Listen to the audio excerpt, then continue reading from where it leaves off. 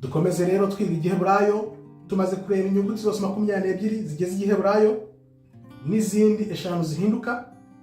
Uyu munsi twaba tugiye kureba igisobanuro cy'inyuguti imwe kuri imwe. Tugiye gutangirira kuri Alef. Alef niyo nyuguti ya mbere y'igiheburayo, ifite yod hejuru ikagira na yod hasi, noneho zigahuzwa na vavu nk'uko bibona aho hagati. Bivuze iki rero? Bivuze ko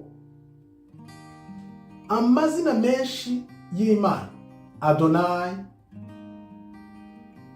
zose ni Alef azitangira. Bivuze ngo yod iri hejuru, yod rero hejuru isobanura Imana, yod yo hasi igasobanura umuntu, noneho vavu irimo hagati ikaba ijambo ry'Imana. Ijambo ry'Imana ari ryo riduhuza n'Imana. Ni ukuvuga ngo hagati y'ijambo ry'Imana natwe, Imana natwe, hagati yacu harimo ijambo. Iryo jambo ry'Imana niryo ritujyana ku Mana. Kubw'iyo mpamvu soma ijambo bwawe usobanukirwe icyo Imana igushakaho. Turebe rero. Alef ifite umubare rimwe. Ni rimwe ariko mu gisobanuro Alef ari ubona kiriya giswahili kivuga elf, igihumbi, bivuze igihumbi. None ese nibaza nti ese kwa kundi umunsi umwe ku Mana ari imyaka igihumbi, ifite umubare rimwe ariko igisobanuro cyayo ni igihumbi. Nawe byibazeho, wa munsi umwe ku Mana ariyo myaka igihumbi. Ni ukuvuga ngo rero mu ijambo ry'Imana dufite ubusabane, dushobora guhuzwa, tugahuzwa imyuka yacu, ubugingo bwacu bwose bukubiye muri Kristo. Kristo ari we utujyana ku Mana, tukaba ubugingo bumwe. Ni ukuvuga ngo rero byanze bikunze abantu dufite aho duhuriye, nubwo muri no si tuyobywa na byinshi bakatubeshya, ariko dufite umwuka umwe uturuka ku Mana. Kandi niyo mpamvu bavuga bati iyo umwuka uvuyemo, roho yawe isubira he? Wayihanze isubira ku Mana. Niyo mpamvu babivuga. Kubw'iyo mpamvu imbaraga z'igihugu zisobanurwa nubwo abaturage baba bashyize hamwe, bari hamwe nk'umuntu umwe, bagendera kuri kode imwe. Ngita kode imwe. Iyo igihugu gifite kode imwe, abaturage bose bashyize hamwe, nta bwoba, nta rwikekwe, nta kwishishanya, mbese abantu bose uzareba ibihugu iyo bari kuri kode imwe, nizo mbaraga z'igihugu.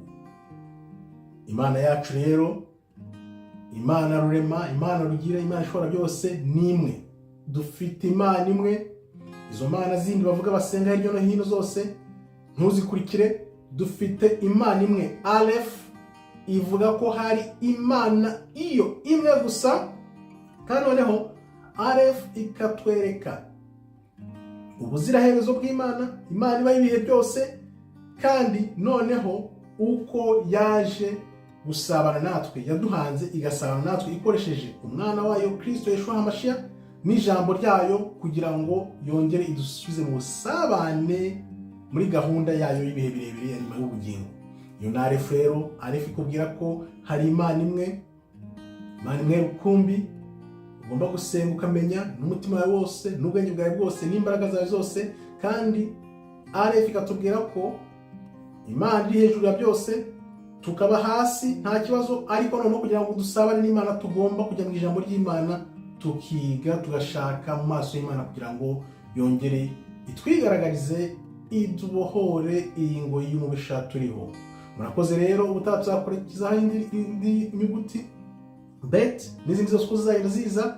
Ndibaza bizajya bidufasha kumenya ibisobanuro. Aho urebye ukabona Alef, uhita ubonamo Imana natwe uko duhura, dusabana dukoresheje ijambo ry'Imana. Alef nicyo gisobanuro ko hari Imana imwe yahozeho, iriho, kandi izahora ibihe byose, igiye kutwigaragariza, ikatwereka koko ibanga ryahishwe muntu, ubwiru bw'Imana. Murakoze rero. Imana ikomeze ibarinde. Shalom, shalom, shalom.